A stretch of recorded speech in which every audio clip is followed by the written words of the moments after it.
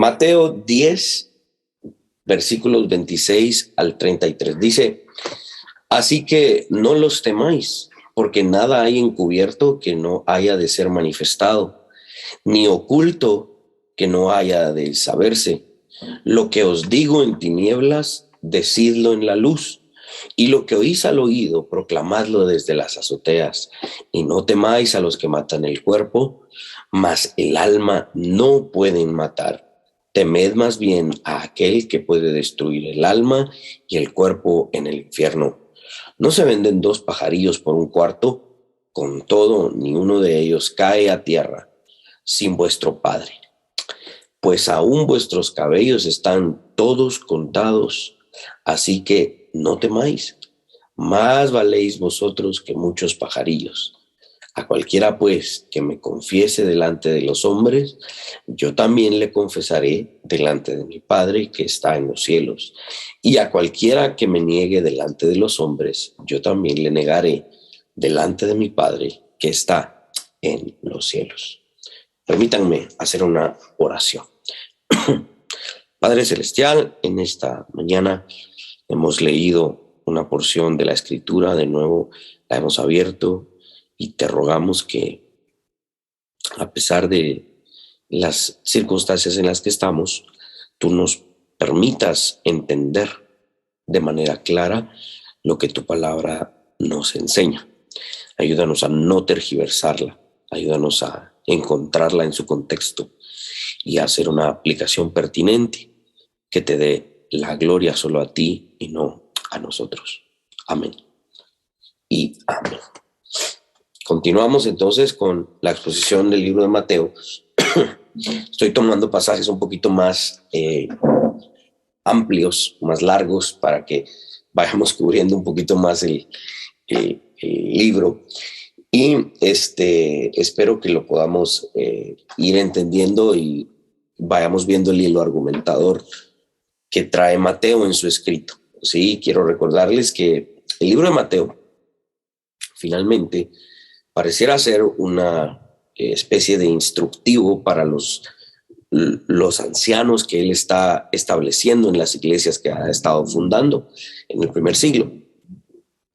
Mateo está enseñándole a su audiencia la historia de la persona central de esta fe.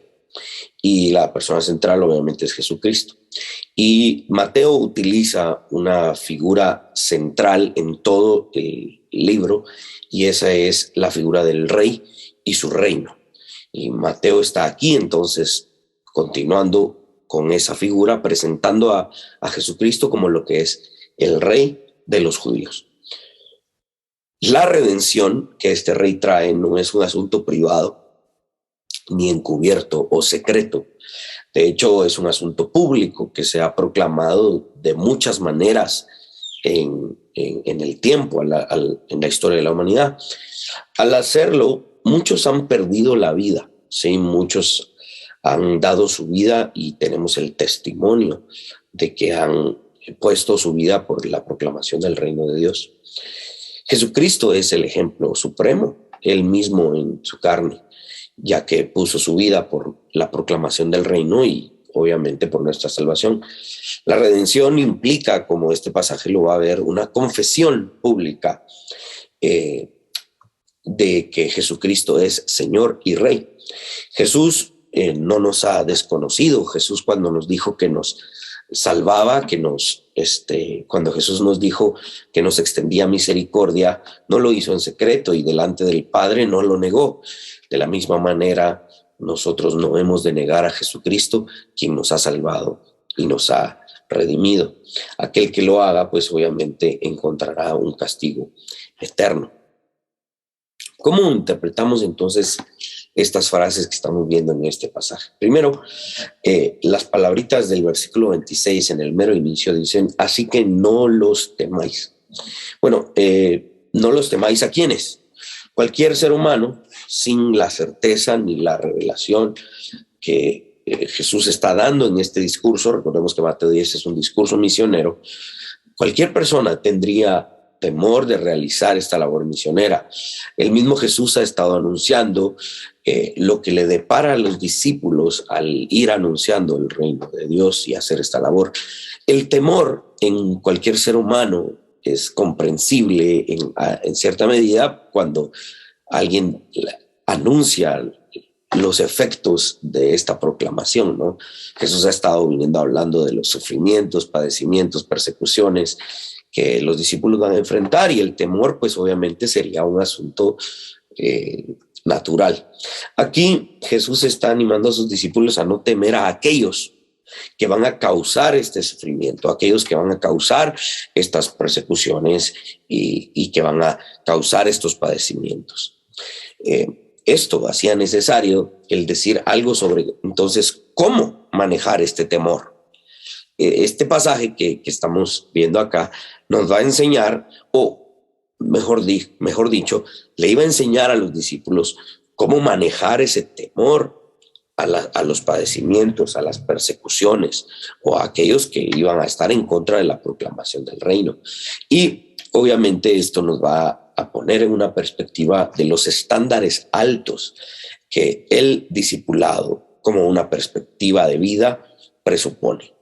El ser un discípulo causa temor en algunos momentos, y por lo tanto eso requiere de que una persona llegue a los estándares que se plantean en un discipulado.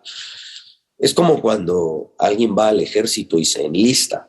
Hay estándares, no solo ideológicos, sino que físicos, de soporte, umbrales de dolor, experiencias atemorizantes, y aquellos soldados o aquellos que pretenden ser soldados se enlistan para ir a aprender a ser parte del ejército y no cumplen con esos estándares por diferentes circunstancias, pues obviamente son desechados. Aquí Jesús no está desechando a ninguno, pero al final de la historia vamos a ver que precisamente Judas era uno de estos que no cumplía con estos estándares altos del discipulado. La siguiente parte del versículo 26 dice: porque nada hay encubierto que no haya de ser manifestado, ni oculto que no haya de saberse. Cualquier cosa que los enemigos de la proclamación del reino hicieran iba a ser expuesta a los ojos de la gente y a los ojos del Padre, obviamente. ¿Para qué? Porque esto que los enemigos iban a plantear en contra de los discípulos debía ser juzgado, iba a ser juzgado y será juzgado. Recordemos que generalmente las personas viles y bajas trabajan a escondidas y hacen daño en secreto para no recibir castigo y salirse con la suya. Ahí les puse una referencia y quiero que escuchen lo que dice el Salmo 64, versículos 1 al 4. Escucha, oh Dios, la voz de mi queja, guarda mi vida del temor del enemigo, escóndeme del consejo secreto de los malignos, de la conspiración de los que hacen iniquidad, que afilan como espada su lengua, lanzan cual saeta suya, palabra amarga, para asaetear a escondidas al íntegro. De repente lo asaetean y no temen. Miren, Jesús está anticipando a sus discípulos que los enemigos obran traicioneramente, obran a escondidas. Y esas obras en escondidas son muy dañinas, ¿sí? Y a los ojos de los discípulos, esas obras malas para detener la proclamación del evangelio podrían pasar desapercibidas. Ellos ni siquiera se iban a imaginar el daño que se estaba tramando en contra de ellos.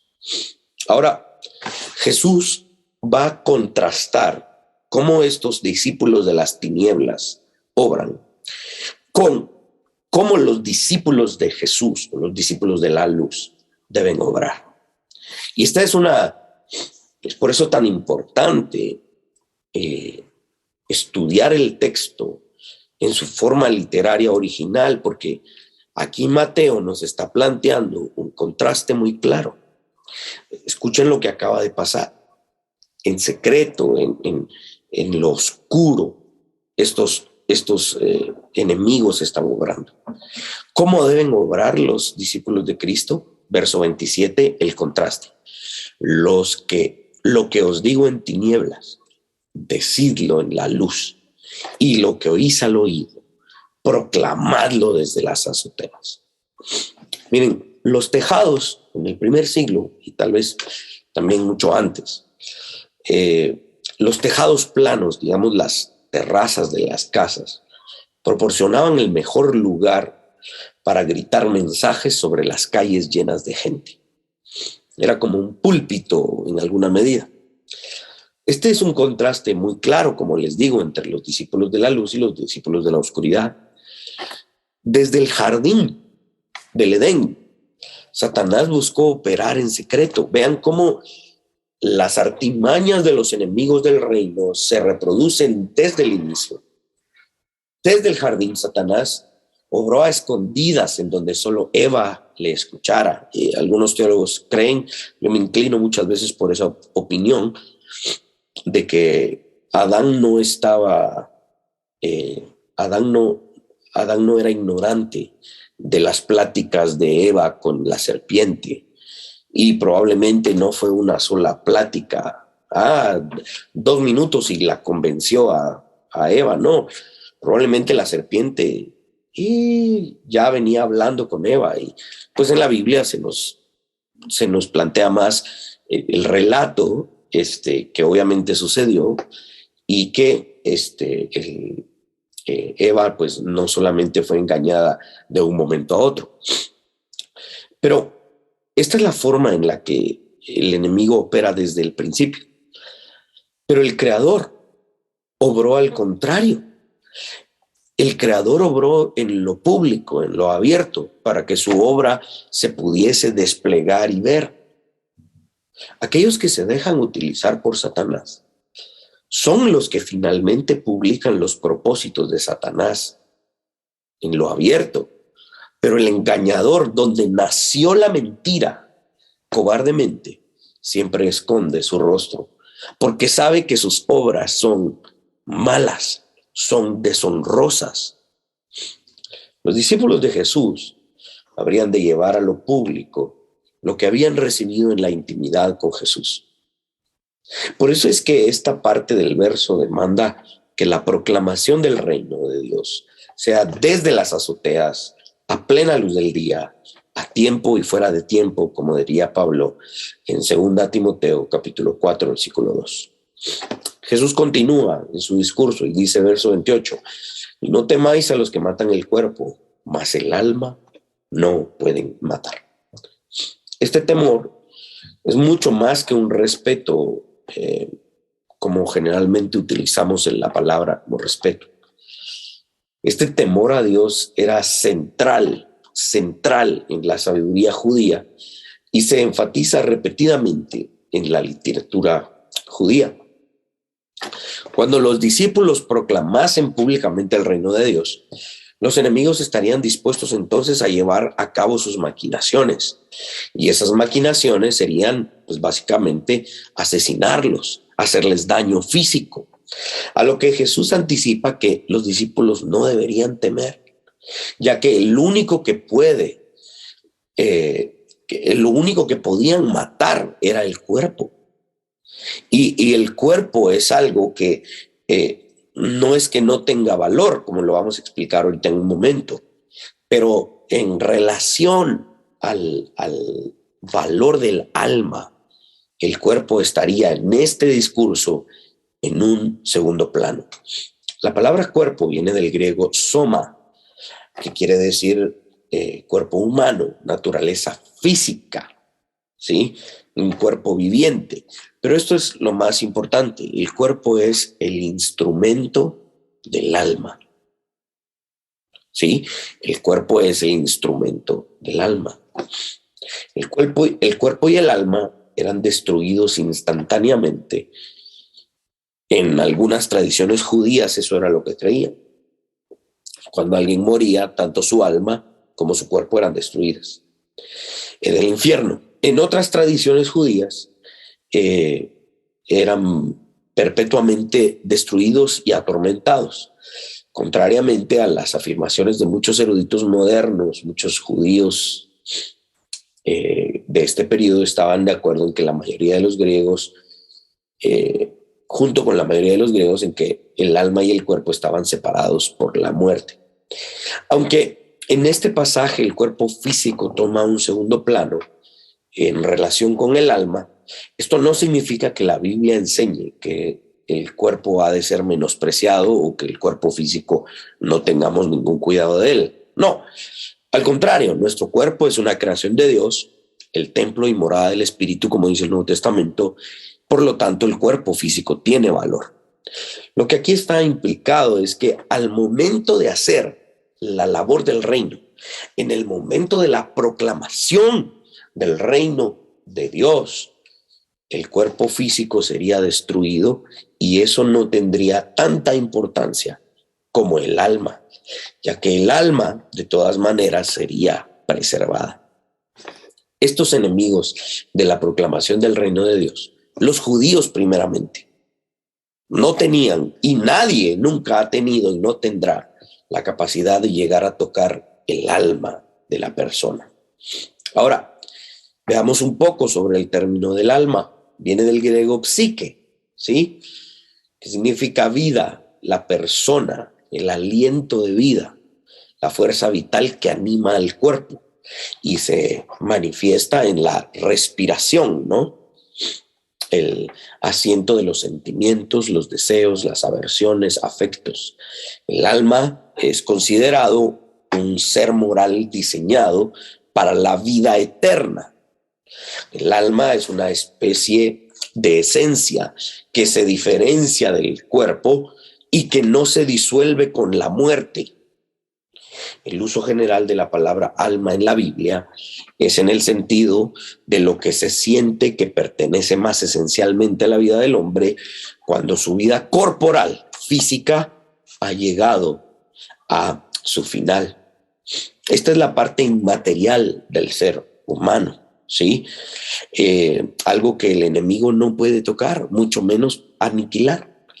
Si en términos eternos el alma es un elemento del ser que posee prioridad ante los ojos de Dios, el discípulo no debía temer a la destrucción de su cuerpo, porque su alma sería preservada. En este sentido, la frase de nuestro Señor no es una especie de, ay, hombre, tranquilos. Si los matan, aunque sea, se les va a salvar el alma, hombre, tranquilos. No, no es una aunque sea, es una excelente noticia de que nuestra alma será preservada. Y si tenemos la esperanza escatológica de algún día recibir cuerpos glorificados, entonces en última instancia este cuerpo sería destruido solo temporalmente, no para siempre. Sigue el verso 28 diciendo: temed más bien a aquel que puede destruir el alma y en el cuerpo en el infierno. Recuerden que aquí en este pasaje Jesús está tratando con sus discípulos de cómo aprender a manejar el temor, porque el que a uno lo amenacen y que lo van a matar o lo van a torturar, pues tampoco es cosa sencilla, ¿no? Permítanme un momento.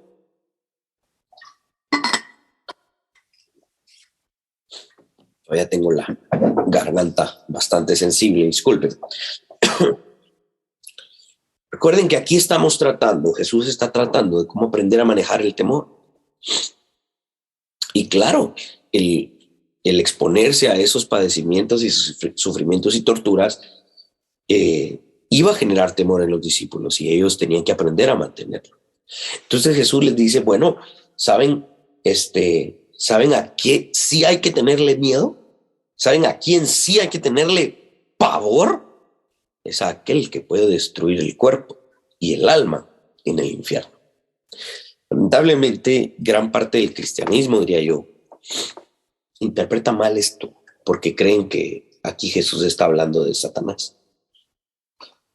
Pero la última parte de este verso llama la atención de los discípulos para que reconozcan que aquel que tiene en última instancia un verdadero poder para destruir no solo el cuerpo, sino el alma en el infierno es Dios mismo. Este temor, si es un temor verdadero al punto del pánico, de ser destruidos por la eternidad. Aquí el término infierno viene del griego Gehenna, que significa valle de la cautividad, un lugar debajo de la tierra, un lugar de castigo y retribución por la maldad, por la eternidad. Varias veces hemos hablado de esto, tal vez en el grupo en casa o el domingo, en que de verdad no nos imaginamos el sufrimiento eterno en el infierno. No nos imaginamos que esto es sin descanso, terriblemente sufriendo para nunca parar. Esto no nos los imaginamos todavía.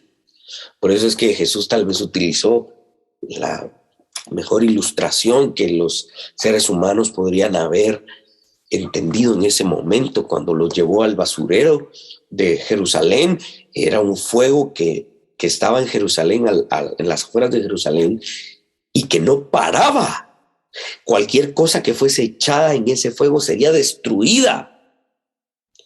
Si una persona caería en ese fuego, sería calcinada y hubiese sufrido de manera terrible. Eso es lo que está hablando aquí Jesucristo. A eso hay que tenerle temor. Y ni siquiera a eso, sino a aquel que puede producir esto. Y ese es Dios. Es en declaraciones como estas, tan duras, tan estrictas como estas, en las que la gloria de Dios se despliega con mayor claridad. ¿Saben por qué? Porque no sé si han visto esos memes en redes sociales que ponen un frasco de medicina y ponen pastillas difíciles de tragar, que nadie las quiere tragar o tomar porque son duras, causan problemas, ¿no? Esta es una de esas pastillas duras que los cristianos muchas veces no quieren tomar. Y es que Dios se glorificará tanto en la condenación y en la destrucción, como en la salvación y en la bendición. Alguien dice, ¡ay, qué terrible la idea de que alguien se vaya al infierno y se pierda para siempre! Sí, es terrible, pero eso no significa que Dios no se glorifique en eso. Cuando Dios haya vengado la sangre de su Hijo sobre todos aquellos que no le obedecieron y no se postraron ante Él, Dios se glorificará. Asimismo como se glorificará cuando haya salvado a sus elegidos por la eternidad. El mensaje de la proclamación del reino incluye ambos dramáticos finales, tanto la salvación del cuerpo y el alma, como el final de la destrucción del cuerpo y el alma en el infierno. Y solo para que quede claro de nuevo, no es Satanás quien hace esto. Satanás no tiene el poder de destruir el cuerpo y el alma en el infierno. El único que puede hacer eso es Dios. D.A. Carson ahí les puso una frase. Dice, el aprender a no temer a los hombres emerge del hecho de que lo peor que pueden hacer los hombres no se equipara a lo peor que Dios puede hacer. Mire, cuando los hombres hacen maldades y causan sufrimientos, piensen en la Segunda Guerra Mundial, en Auschwitz, allá en los campos de concentración nazi, en lo perverso del corazón y la mente y los actos de Hitler y todos sus demás oficiales. Eso es terrible, es de verdad perverso. Bueno, lo que Dios hará en el infierno con aquellas almas que no se arrodillen ante Él será peor que eso. Y eso no es malo en el sentido pecaminoso, porque Dios está haciendo justicia. Y esa justicia es para la gloria de Dios. Veo los rostros de algunos como asustados. Pero hermanos, realmente esto es lo que Jesús está diciendo a sus discípulos. No teman lo que los hombres les pueden hacer a ustedes por proclamar el reino. No se compara a lo que el Padre puede hacer con ellos por haberles perseguido. Haciendo una pausa aquí, a la mitad del bosquejo, ¿acaso no estas son palabras de ánimo finalmente? Estas palabras finalmente traen a los discípulos herramientas para aprender a manejar el temor. ¿Sí? Entonces, para aclararles a sus discípulos lo que les acaba de decir, Jesús procede a hacer una pregunta retórica y un par de declaraciones más. Versos 29 y 30. ¿No se venden 2 pajarillos por un cuarto? Con todo, ni uno de ellos cae a tierra sin vuestro Padre, pues aún vuestros cabellos están todos contados. Los gorriones o los pajarillos eran de los artículos más baratos que se vendían para comer a los pobres en el mercado en el primer siglo. Los más baratos de todas las aves. Aquí se compran 2, dice el texto, se compran 2 pajarillos por un cuarto. Un cuarto es como un centavo, lo que nosotros diríamos hoy un centavo. O sea, le vendían 2 pajarillos por un centavo. Era súper barato. Una pequeña moneda de cobre era un cuarto de poco valor, menos de un 16avo de denario, por lo tanto, menos que el salario de una hora. Sí, era algo muy barato. En Lucas 12, de hecho, parece indicar que los gorriones en algunos lugares eran aún más baratos. Si se compraban en grandes cantidades, aún los vendían más baratos. Algunas tradiciones judías conservadas más tarde reconocen la tradición y reconocen la soberanía de Dios, incluso sobre las aves, sobre estas aves tan baratas a los ojos humanos. Algunos decían, esto es intrascendente, pero realmente no lo es. Este es un argumento judío estándar de cuánto más, diría el judío. Si Dios se preocupa por algo tan barato, por los gorriones y las avecillas esas que se venden por casi nada, si Dios se preocupa por eso, ¿cuánto más se preocupará por vosotros, sus discípulos? Ni un cabello de la cabeza caería a tierra sin el permiso de Dios. Y esta es una promesa bíblica muy familiar a los oídos judíos en cuanto a la protección de Dios. Eso lo podemos ver en diferentes pasajes del Antiguo Testamento. 1 Samuel 14:45, 2 Samuel 14:11, 1 Reyes 1, versículo 52, y también en el Nuevo Testamento, obviamente, como lo estamos leyendo ahorita, y en Hechos 27:34. Las ideas centrales de esta pregunta, ¿sí? ¿No se venden 2 pajarillos por un cuarto? Las ideas centrales y también las otras declaraciones que le siguen es mostrar 2 cosas. Número 1, el valor superior que tiene la vida del hombre por sobre el resto de la creación. Y también, número 2, recordar la providencia de Dios como aquella doctrina que enseña que solo Dios tiene el poder de cuidar hasta los más mínimos detalles de la existencia en la tierra, y por lo tanto tiene el cuidado de sus discípulos.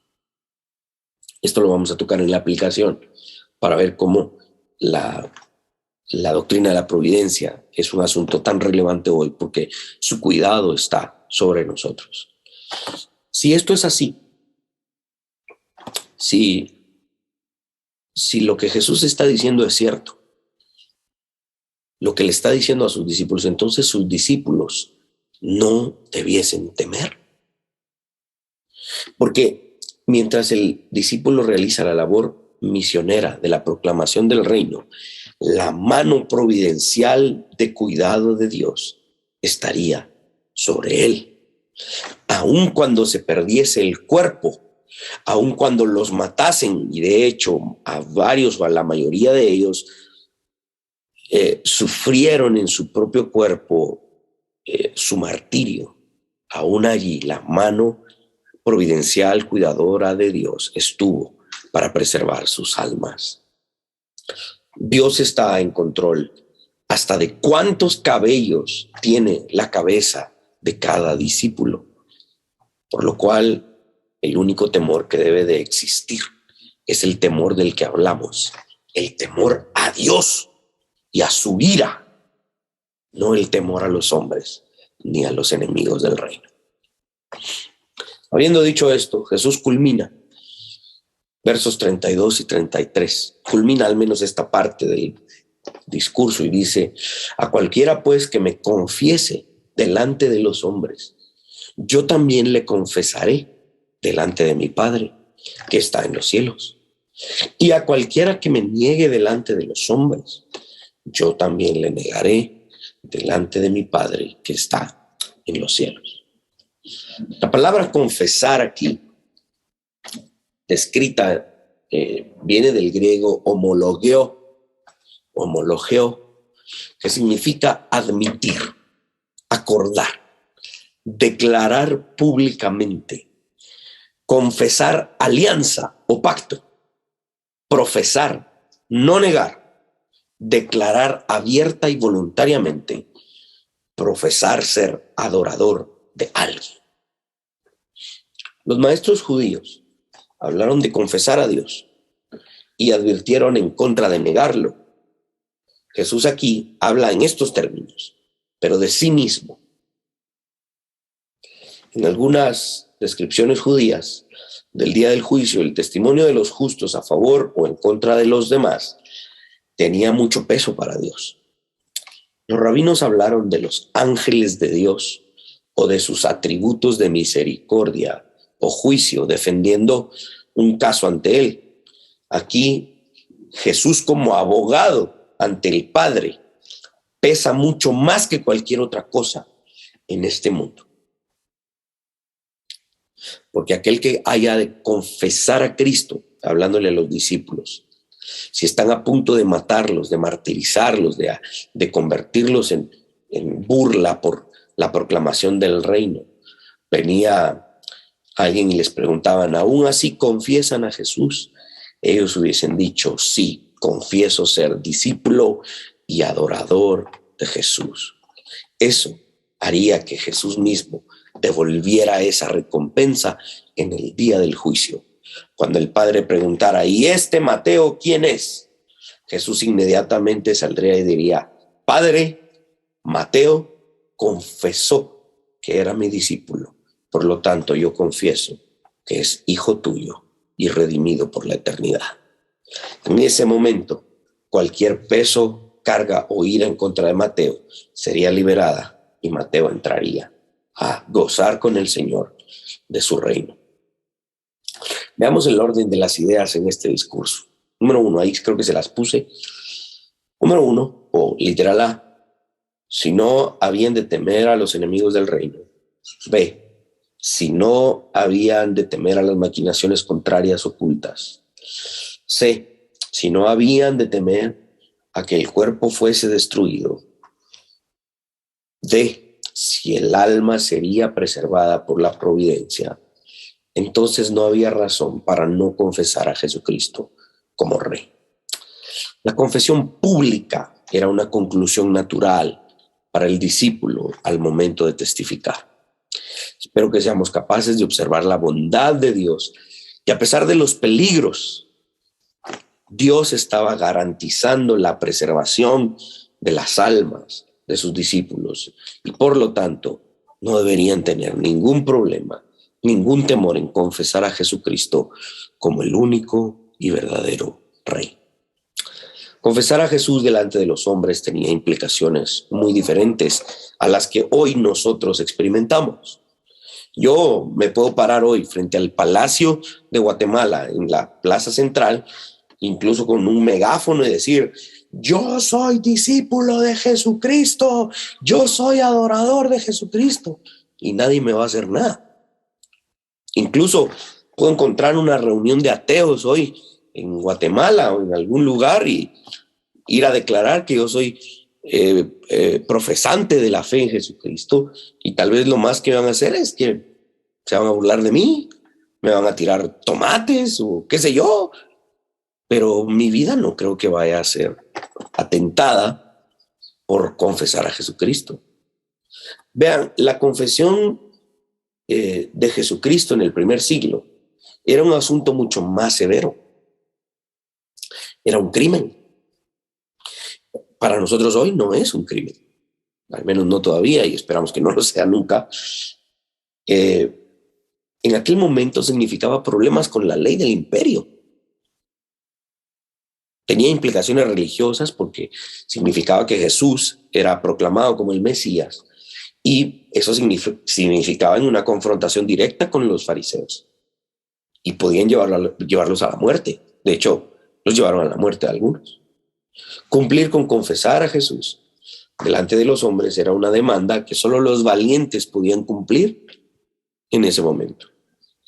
Aquel que confesara a Jesús delante de los hombres recibiría entonces esa recompensa que Jesucristo le confesaría delante del Padre. Y aquel que negara a Jesús recibiría esa misma recompensa. Jesús le negaría en el día del juicio frente al Padre. El discípulo estaba obteniendo una garantía total, por decirlo de alguna manera, de que en el día del juicio, cuando toda alma esté frente al trono de Dios para ser juzgada, serían salvados de la ira del Padre porque Jesucristo les confesara como siervos y discípulos. Matthew Henry en su comentario lo pone de manera muy simple y dice: al que le niega como Señor, Él le negará como siervo suyo. El Padre preguntaría: ¿William es tu siervo? Padre, él me confesó, sí es mi siervo. ¿Tal persona no es tu siervo? No, él no lo es. Al fuego eterno. Esto nos pone en una perspectiva misionera diferente. La proclamación del reino de Dios es una tarea gigantesca, con una recompensa gigantesca. Y si el discípulo fallaba en esa tarea, asimismo la consecuencia sería gigantesca. 11:30, creo que no estoy tan mal. Vamos a la aplicación. Creo que vamos en buen tiempo, si todavía no los he aburrido. Vamos a la aplicación. Número 1, este pasaje nos enseña cómo lidiar con el temor, porque esto era lo que Jesús estaba haciendo con sus discípulos, les estaba enseñando a lidiar con el temor. Y nosotros hoy también tenemos que aprender a lidiar con el temor. Y esta es una pregunta que todos tenemos que responder. Los que estamos casados, es bueno que lo hagamos en intimidad con nuestros cónyuges. Los que no tienen el gusto de estar casados todavía, pues busquen una persona, un consejero, una consejera, en donde ustedes puedan hablar de estas cosas. ¿A qué le temen? ¿A qué le tememos? Hoy, el temor es algo que mucha gente oculta. Hoy en día, el temor es un asunto que la gente no publica en sus redes sociales. No. La gente publica aquellas cosas buenas, una cara bonita, una bonita ropa, publica su familia, publica momentos felices. Pero momentos de temor o cuestiones de temor la gente no las publica. Pero déjenme decirles, el temor está allí en toda persona que actualmente vive en el mundo y que ha vivido en el mundo. El temor es un asunto inescapable. Todos tenemos temores, todos tenemos miedos, absolutamente todos. Ahora, esto es lo difícil del Evangelio. Al cristiano se le prohíbe temer. Y el único miedo que al cristiano se le permite es el temor a Dios. Por ahí voy a buscar la prédica que tengo sobre la vida de Gedeón, en donde el tema del temor se despliega precisamente en esa historia, porque dice: a todo aquel que es pusilánime, que es cobarde, que es temeroso, que lo saquen de las filas del ejército y lo regresen a su casa, no sea que contamine a los otros. Y eso estaba en la ley civil, a la hora de ir a la batalla. ¿Por qué? Porque si el creyente es consistente, si el cristiano cree en el Dios de la Biblia, pregunto, ¿qué temor puede tener cuando su Padre es el Dios todopoderoso? Vean nuestra pecaminosidad, porque fallamos, porque tememos a las enfermedades, tememos a las deudas, tememos al qué dirán, tememos aquí, tememos allá, tenemos fobias y miedos que voy a repetir para nuestra vergüenza, fobias y miedos que no se nos permiten tener como cristianos. El único miedo que se nos permite es el temor, el pánico a Dios y a su ira. Todo lo demás es un chiste a comparación de su ira. Hermano, es que usted, ¿por qué no ha ido a la guerra, por ejemplo? No, hermano, es que usted tal vez porque nunca ha tenido un accidente. Hermano, es que usted nunca ha perdido un brazo y entonces, espérese que pierda una mano. Ahí vamos a ver si es tan machito, dirían algunos. Pero lo que Jesucristo nos está enseñando es un discípulo verdadero, un hombre, una mujer que realmente cree en Jesucristo. No tiene temores, excepto uno, el del Padre. Haya yo perdido un brazo o no, o haya ido yo a la guerra o no, es irrelevante para con lo que la Escritura nos demanda. Hermanos, hay temor en sus vidas. Este pasaje, espero que les esté ayudando a lidiar con sus temores. Nuestro Señor nos está dando herramientas para lidiar con nuestros temores, que no son sabios, no son sensatos.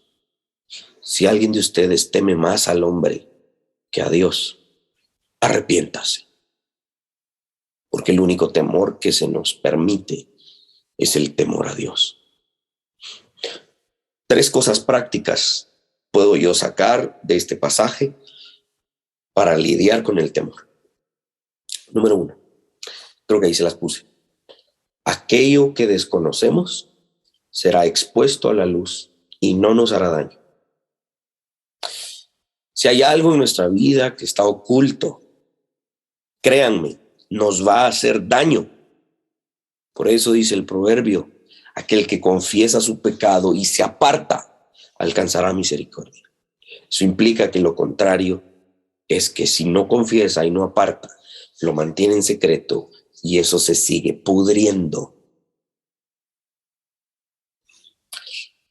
Aquello que está expuesto no nos hace daño. Por lo tanto, no hay que temer. 2, lo peor que nos podría pasar es la muerte. Y eso finalmente, ¿qué es, hermanos? Es una ganancia. ¿Por qué hemos de temerle a la muerte? Si es ganancia. 3, la providencia de Dios es la garantía de nuestro bienestar temporal y eterno. Pero ¿cómo podemos llamarle bienestar ahorita que estamos en nuestras casas, que enfermos y que aquel operaron y aquel tiene problemas en su espalda y aquel no sale de aquí y allá? ¿Cómo podemos llamarle a eso bienestar? Bueno, básicamente con lo que Pablo nos dijo en Romanos 8:28. Todas las cosas ayudan a bien a aquellos que confían y creen en Dios, a los que conforme a su propósito son llamados. Hermanos, ¿hay espacio para el temor en nuestra vida? No debería. No debería. ¿Es algo con lo que tenemos que luchar? Sí. Y más vale que lo empecemos a hacer pronto. La otra aplicación que quiero sacar es que debemos de poner nuestra vida terrenal en la perspectiva correcta. Voy a ponerlo en estos términos. Síganme, por favor, en la argumentación. Cuando medimos las dimensiones de algo, ¿sí? Medimos un escritorio, medimos una puerta, una ventana. Buscamos hacerlo con las medidas y el metro apropiado. El sistema de medición que se utiliza en algún oficio tiene que ver con el tamaño de aquello con lo que se trabaja, ¿no? Por ejemplo, si se trabaja con maquinarias industriales gigantescas, ¿creen ustedes que los trabajadores van a trabajar con centímetros? Probablemente ni con metros, porque lo que se está midiendo es muy grande. Checha me dará, por ejemplo, él que es arquitecto, ¿no? Si se construye un puente, se utilizan ahí centímetros, casi no, porque son construcciones muy grandes. Ya se miden por pies, ya se piden por, no sé, cuando se construyen carreteras, por ejemplo. Mire, tienen que construirme 40 millones de centímetros de carretera. No, ya no se usan centímetros, se usan kilómetros, millas, porque es grande lo que se está midiendo. Imagínense a la NASA utilizando centímetros para calcular distancias en el espacio exterior.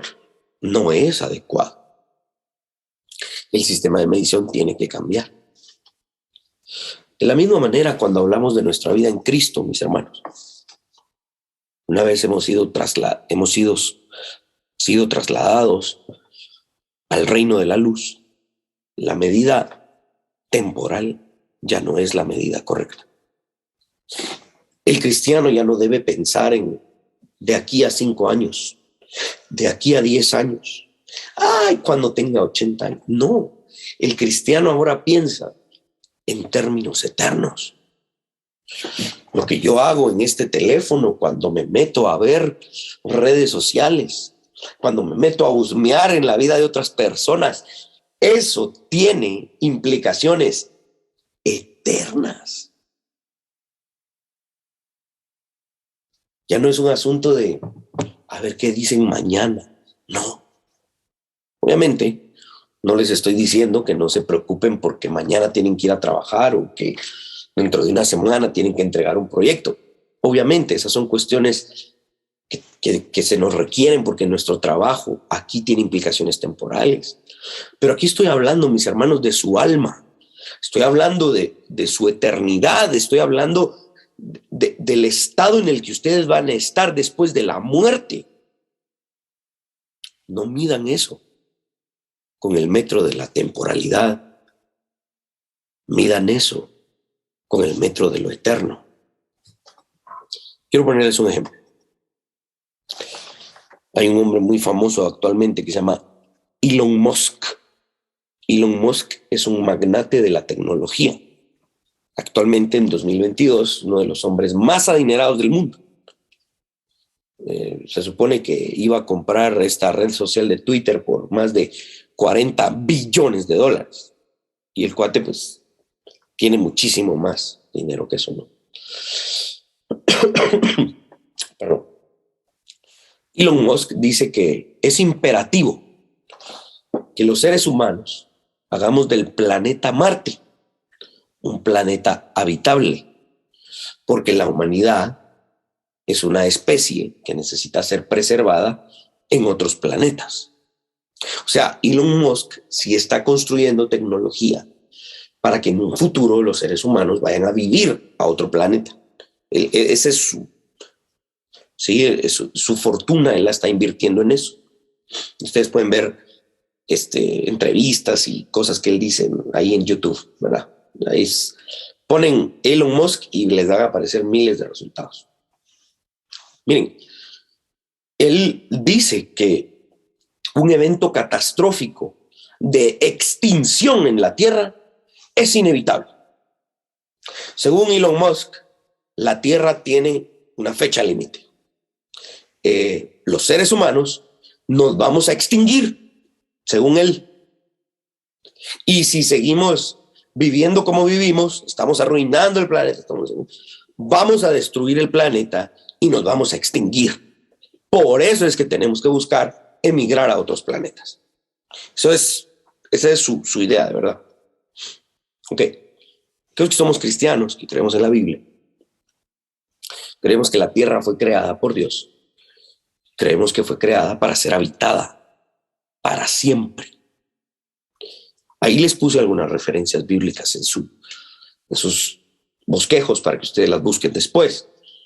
Los Salmos 25, 37, Proverbios 2, 10, Isaías 60, Mateo 5, cuando estuvimos hablando del Sermón del Monte. Hablamos de la heredad de la tierra, del mundo para siempre. Romanos 4 habla de la promesa a Abraham y de su descendencia, quienes heredarían el mundo para siempre, por la eternidad. Dice Apocalipsis 4 o 5, perdón, cualquiera de los dos capítulos, después lo podemos buscar. Y nos has hecho de toda lengua, tribu y nación, reyes y sacerdotes, y gobernaremos en la tierra para siempre. Creemos en la eternidad de este planeta, porque creemos en la eternidad del Creador. Para estos cristianos como nosotros, que somos postmileniales, ¿no? Esta es la definición escatológica que nos ayuda a sostener estas doctrinas. Las declaraciones de Elon Musk no nos asustan, ya que Musk, junto con todas aquellas escatologías que proclaman cataclismos, asuntos de extinción y destrucción de la tierra, ellos están pensando en términos temporales, no eternos. Ellos están pensando en términos de que esto se va a acabar. Apurémonos.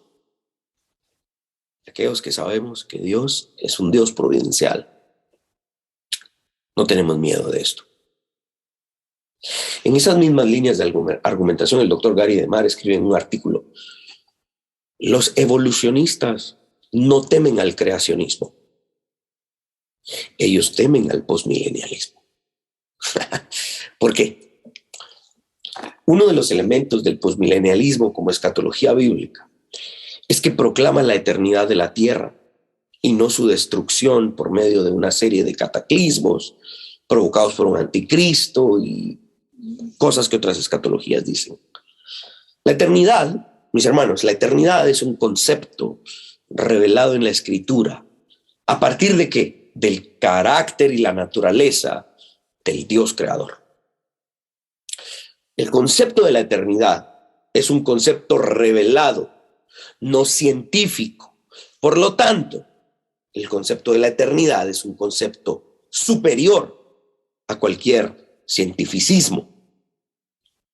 La contraposición con el evolucionismo, como lo hace el doctor Gary DeMar, es una contraposición apropiada. ¿Saben por qué? Porque ¿qué proclama el evolucionismo? Lo que hoy muchos maestros de la Universidad de San Carlos de Guatemala, por ejemplo, profesan. Ellos profesan que el evolucionismo como teoría científica es que la raza humana y el cosmos llegarán a un punto cúspide de desarrollo, y después de ese punto cúspide de desarrollo vendrá la decadencia del mismo hasta que un día llegue a desaparecer por completo. ¿Cuántos millones de años eso tome, según los evolucionistas? Pero ¿cuál es el punto de acuerdo a la cosmovisión evolucionista? Que el cosmos tiene un fin, porque es temporal. Para nosotros, la Escritura nos revela algo diferente. Por eso es que no somos evolucionistas. La eternidad es algo que no tiene lugar en un evolucionismo ateo. Ahora, regresando a la aplicación del pasaje de Mateo 10, hemos de medir nuestra vida con el metro de la eternidad. El escritor John Stroman dice: la eternidad es para siempre y esta vida en la tierra es un pequeño parpadeo en la pantalla. Si Elon Musk está midiendo este mundo en una de las pantallas de una de sus supercomputadoras, ojalá y también mida su vida como un pequeño píxel de esa pantalla en la que está viendo la supuesta destrucción del cosmos. Porque la eternidad es una dimensión que ni la más exigente de las disciplinas científicas podría medir. Cuando pensemos que perder la vida por la proclamación del reino de Dios es muy costoso, no, hombre, pues es que si me pongo a proclamar el reino y pierdo mi vida, volvamos a medir la pérdida de nuestro cuerpo con el metro de la eternidad de nuestra alma. Y nos daremos cuenta que la pérdida de nuestro cuerpo no se compara a la eternidad de nuestra alma. El escritor Strowman sigue citando a otro misionero, el misionero Jim Elliot, quien fue asesinado por aquellos a quienes intentaba alcanzar para Cristo. Jim Elliot, como misionero, entendió lo insignificante de la vida terrenal a la luz de la eternidad, cuando dijo: no es necio aquel que da lo que no puede guardar para ganar lo que no puede perder. Si nos tocara dar nuestro cuerpo, algo que no podemos guardar, porque finalmente polvo somos y al polvo volveremos, si damos lo que no podemos guardar para obtener lo que no podemos perder, habremos ganado. Amén. El cuidado providencial de Dios es una de las últimas aplicaciones. Finalmente, aunque llegásemos a perder mucho por seguir a Jesucristo, por proclamar su reino, recordemos que el cuidado de Dios por nosotros es producto de su amor por nosotros. Él nos ama y por eso nos cuida. Matthew Henry dice que con esto se nos da a entender que Dios se ocupa de ellos, de los discípulos, más que ellos de sí mismos. Dios se ocupa de nosotros más de lo que nosotros nos ocupamos de nosotros mismos. Nadie se aflige por la caída de un solo cabello. A ver, ahorita que mi esposa está dando de mamar a nuestro bebé, de repente me dice: ay, mira cómo se me cae el pelo, me dice cómo se me cae el pelo. 5 minutos después ya ni se acuerda que se le cayó el pelo. No nos preocupamos por eso. Pero hemos de entender que ni un solo cabello de nuestra cabeza cae sin el permiso de nuestro Padre. Nuestro Padre nos está cuidando en este momento de enfermedad que estamos pasando. Nuestro Padre nos está cuidando. Confíen en eso. El cuidado que el Padre tiene por sus hijos es algo que tampoco hemos dimensionado. El Padre nos ama grandemente y en esa medida nos cuida. Aunque llegáramos a perder nuestra vida, nuestra alma seguiría bajo su cuidado. Mis hermanos, finalmente, ¿qué estamos diciendo realmente al confesar a Cristo? Confesar a Cristo delante de los hombres hoy no solo se trata de una pequeña frase que alguien nos hizo repetir cuando nos evangelizó. Repita conmigo: Señor, Señor, te abro mi corazón, te abro. No es una frasecita nada más. Aunque las palabras que salen de nuestra boca cuentan, porque dice Romanos 10:10, porque con el corazón se cree para justicia y con la boca se confiesa para salvación. El confesar a Cristo delante de los hombres hoy implica el ejecutar con el todo de nuestro ser lo que su palabra demanda. No solo es responder con palabras cuando nos preguntan acerca de nuestra fe, sino que es el confesar a Cristo, el que el todo de nuestro ser obre de acuerdo a sus mandamientos. Significa que nuestras obras empaten con nuestras palabras, que nuestras obras y nuestras palabras profesen que Jesucristo es Rey. Amén. Muy bien, espero que esta prédica les haya animado. A los que están padeciendo hoy, o a los que estamos padeciendo hoy algún achaque, enfermedad, limitación, que hoy esta prédica haya animado nuestros corazones. Amén.